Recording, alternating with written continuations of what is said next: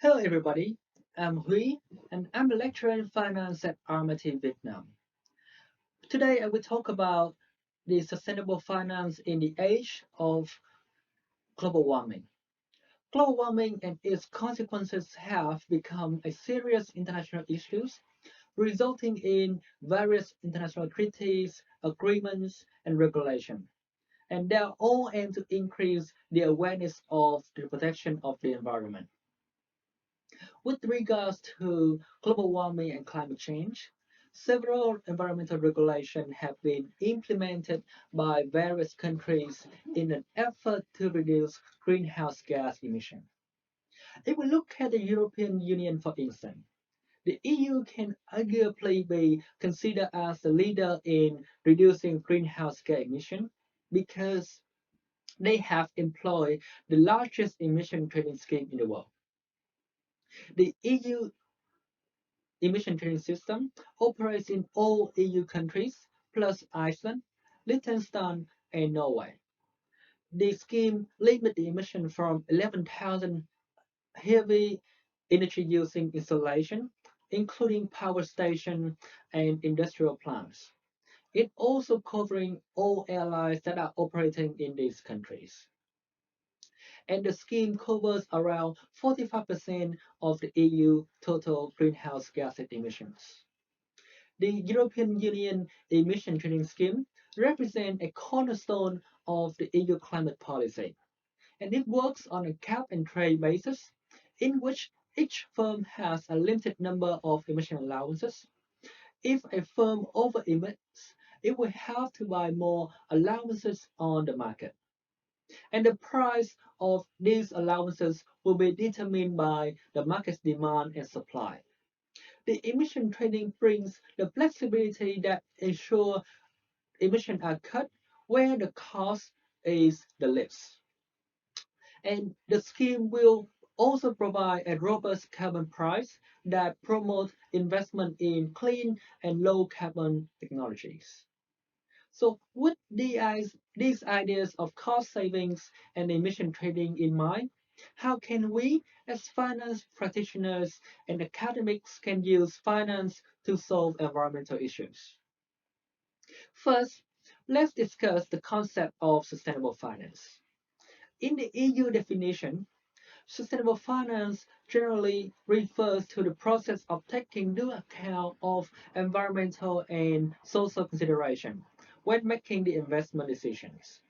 And that leads to an increase in investment in the longer term and sustainable activities, in which environmental consideration refer to the climate change mitigation and adaptation, as well as the environment as a whole and its related risks, such as natural disaster. While in Australia, it has another name. When the finance principles are used to tackle environmental issues, it is called environmental finance. Regardless of the name in different regions, environmental finance or sustainable finance covers various areas such as corporate social responsibility, public environmental investment, carbon trading, green bonds, socially responsible investment funds, water market, corporate environmental performance, crowdfunding of renewable energy projects, with the ultimate goal is to reduce the greenhouse gas emissions and achieve sustainable growth.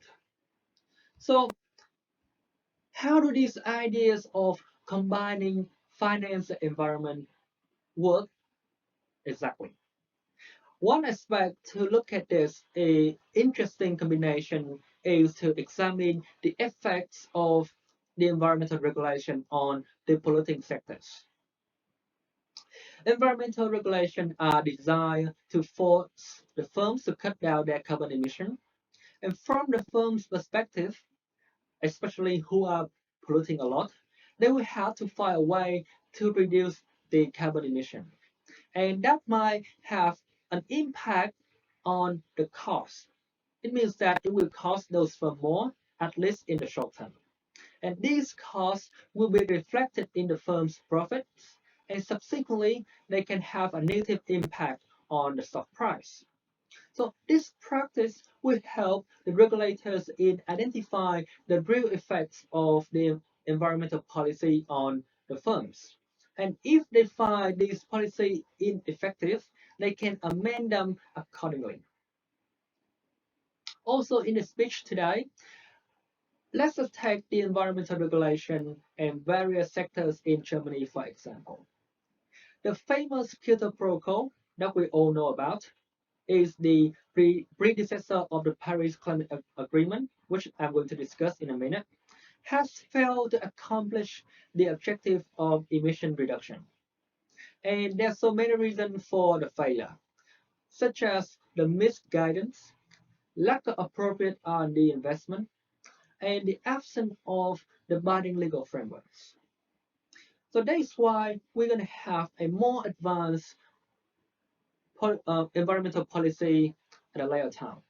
And on the Earth Day in 2016, the historic Paris Climate Agreement was signed by the US, China, and over 100 countries. The aim of this agreement is to reduce the greenhouse gas emissions continuously and progressively by encouraging the countries to adopt clean technology and make a transition toward a low carbon economy. And according to a research my team did in 2019, several polluting sectors such as the basic resources sector, chemical sector, industrial sector were negatively affected by the Paris Climate Agreement. And this piece of evidence shows that the Paris Climate Agreement is really effective. And of course, we should also note that Germany is also active in the European Union emission trading scheme, which also contribute to the effectiveness as well. Another aspect of sustainable finance that I want to discuss today is crowdfunding or green crowdfunding. Crowdfunding has emerged as an alternative and appealing financing source for both entrepreneurial and non-profit projects because the volume of crowdfunding investment around the world has boomed from virtually zero in 2010 to around 34 billion in 2015. And as both retail and institutional investors have become more aware of the environment, crowdfunding has become a viable alternative for the financing of sustainability-oriented projects. And it allows initiators to collect funds for green initiatives.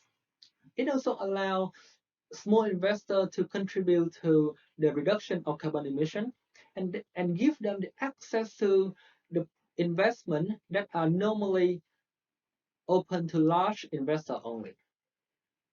And the role of alternative finance is crucial for the continuous development of renewable energy projects. Given the long-term horizon of these projects, their technological uncertainty, and the strong dependence of clean tech investment on political and macroeconomic factors.